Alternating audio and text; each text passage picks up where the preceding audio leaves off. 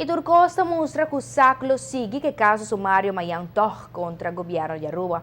E caso tende a ver com o hecho que o governo anuncia que lo não otorgar permiso para organizar carnaval outro ano na SAC, se não lo otorgar a fundação novo que arranha em nome de SMAC.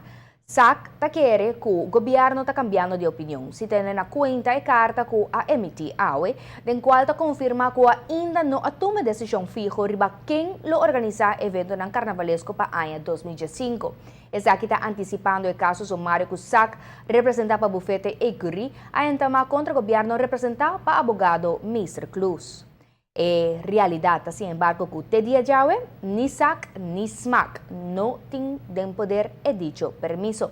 O governo anuncia que anche tem compromisso verbal com o SMAC, que oficialmente o permiso oficial não está otorgado.